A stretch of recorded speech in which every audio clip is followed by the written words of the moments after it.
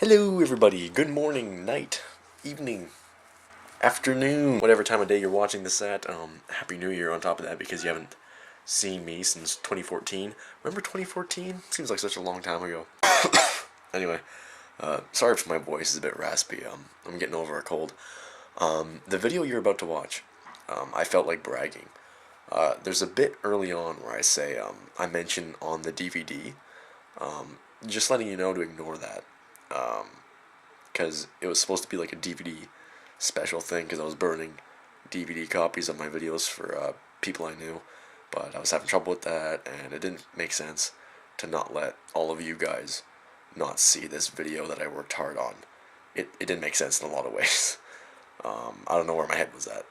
So yeah, that's basically it. I hope you enjoy it, and if there's anything I missed that you wanted to know about this very vain self-made autobiography, just post a comment. And yeah, enjoy.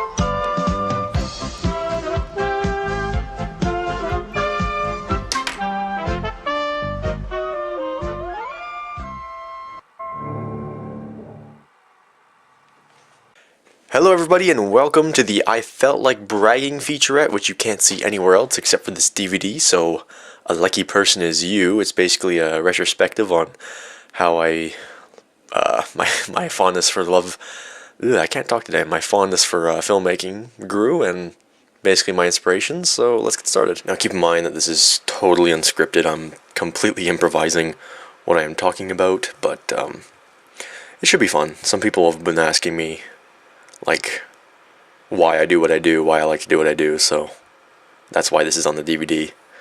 And yeah, maybe it'll bring back some old memories for me.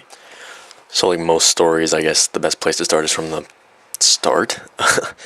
From a very young age, I always liked to create and color. This is me at 5 or 6 years old, mini me. Yeah, you can see there, coloring. I always liked to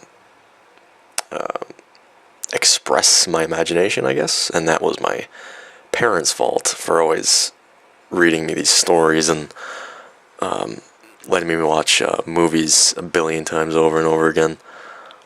So that really was the spark, I guess, for the insanity that has come to be Sergeant Satire. But yeah, in its most primitive stage, I was just drawing little pictures. Nothing too crazy, but you know, you gotta start somewhere. Along with drawing and creating things, I always liked entertaining other people, seeing other people laugh or smile at something funny or silly that I did. Even myself, when I was like a little baby, I would get up in front of the mirror and just like make funny faces and see my reflection laugh, which would make me laugh more. I have like notebooks on me, like I'll be in class or on a bus and I get an idea and I just write it down. Something I saw, something I heard could be turned into a video or a little comic strip that I could write or a short story or what have you. Like the debate guy character in the Civilized movie and game debate videos, that's based on, it's like a compilation of just a bunch of different snobby people that I had met, and that's how that came to be. So I guess what I'm trying to say, I'm getting a little bit off track here, is when I learned how to write, that was really the first big step to everything, because drawing is cool and all, but I cannot draw for my life. I can draw some pretty detailed stick men for you. These are the best looking stick men you'll ever see, but doesn't go any further than that. But as you get older, no matter what field you're in, I guess, whether it's like film like me or some of my friends are in music or science or whatever, what have you, your aspirations grow and you want to do something bigger. I started to write these much larger scripts, and like for short films that half of them weren't even made, but it was just good to, you know, practice writing. And as far as comic books go, I stopped the little short things and moved into bigger graphic novels, I guess you could say. Look at the size of it. Again, it's stickman because I can't draw for my life, but this was a good shot at long-form storytelling to bring an idea forth and stretch it out over a good span of time. So I think I made it pretty clear that I liked writing a lot, and I still do. So where did the idea to make them into movies, start to make them into movies come in? From the writing, another thing came in, the acting, and to actually physically be telling the stories. And that, I guess, really started at the end of elementary school. My school every year would hold this competition, this storytelling competition, where you would pick a story and you would basically tell it to your class, and then they would pick the top 3, and then those top 3 would go in front of the school, and then, you know, it was a tournament. So that storytelling stuff really helped cement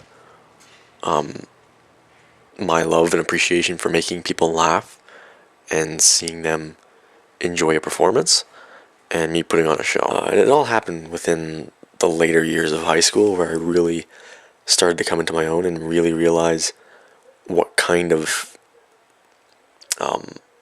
style I was gunning for, and it was for a few reasons. First, I got a camera and editing software, so now I could start to play around with, you know, the idea of cutting footage and putting it together and making little movies. And some of the first things that I did with it were little music videos for some of my favorite movies and TV shows. Like these ones! It was on a YouTube channel called The Marvel Fan.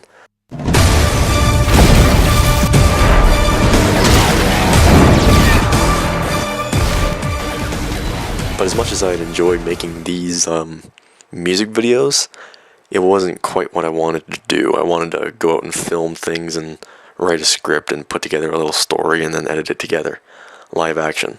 So a friend of mine that I had made way early, like way from the start of high school and up to this point, we'd always, for the whole time that we knew each other, we'd make these like really crazy jokes and dumb stories together, and we just seemed to click together pretty well. Good sense of humor. And we loved Smosh at the time and the Angry Video Game Nerd, and we wanted to give our own crack at it, making videos. Oh, shit. Okay, back in your room. So we started to turn inside jokes into full-fledged YouTube videos. The first one that we ever made was Apple Apocalypse. It's basically about these killer apples that come to destroy humanity. And this was the first time that I could post actual stories that I'd come up with online for people to watch. And people seemed to actually genuinely enjoy them, as crazy as they were. And we continued making these videos for a little while, and it was also around this time that one of the biggest factors into my viewpoint and stance on filmmaking came in. And that was my introduction to the Canadian improv games. I had an English teacher in grade 10 who was also coaching an improv team, and for those of you who don't know, improv is basically acting on the spot, and it doesn't have to be funny, but it has to be intelligent and very witty and quick, hence on the spot. The namesake of the YouTube channel came into creation within my time with improv.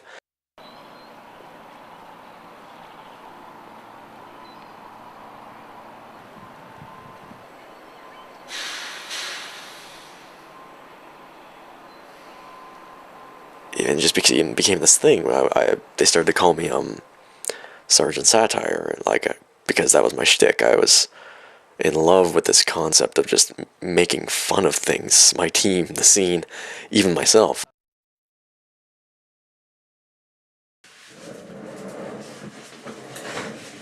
Need a lift? So when I first started the Sergeant Satire channel, it was like an experiment phase. I knew I wanted it to be about making fun of things. That was what I was good at. being funny, and spoof humor. So I looked back into what I could make fun of, and I realized a lot of really weird things happened in high school. A lot of things that either I found funny or just generally pissed me off. Things that people did. Not directly to me, but just in general. It's kind of like George Carlin or Louis C.K. Like, I look at somebody and be like, what the hell are you doing, man? So that was what the shtick was at start. Sergeant Satire, the YouTube channel, was a reflection on my high school days and just making fun of them. And that has really grown to be the essence of what Sergeant Satire has been about, is noticing a flaw in society or something dumb that doesn't add up in pop culture or what have you, and just exaggerating it and making fun of it, because that's what satire is. To mock with a certain sense of wit and charm. Fucking liars! And that is what I will continue to do with this channel for 2015, 2016, and however long I do this, I guess. And I'm really happy with where it's at right now. I think 2014 was the best year in a while for the channel, because it started in 2010, but I think 2014 has been the best one, because it's really come into its own. It's exactly what I've wanted it to be from the start. And yeah. And if this whole time you think I've sounded pretty disinterested in what I've been saying, it's not that at all.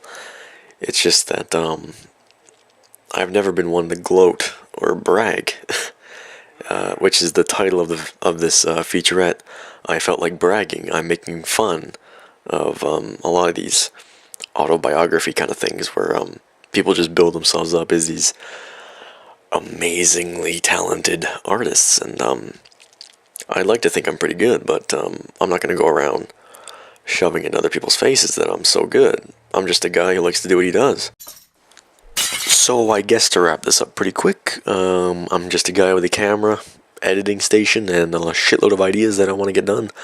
So yeah, I aim to entertain, and I hope to do that for quite a long time to come. So that's pretty much it. I hope you enjoyed this little insight into the man behind the madness. And yeah, hope you enjoy whatever bonkers stuff I got coming up next. So take care, guys. This is Sergeant Satire signing off. So until next time, be happy, be safe, and be yourself. You guys better appreciate this, you know. That's like having an open wound, ripping it open, letting the blood pour out like a volcano, taking salt, letting it sting and sit out in the fucking on a hot summer day, watching the spread all up and down from Resident Evil 3, and then once it's turned into this big orb, you take a drill all the and watch it go all over your floor, put it in a fucking bowl, and drink it. That's what this game feels like, to play it again. You just don't do it. Dummy up.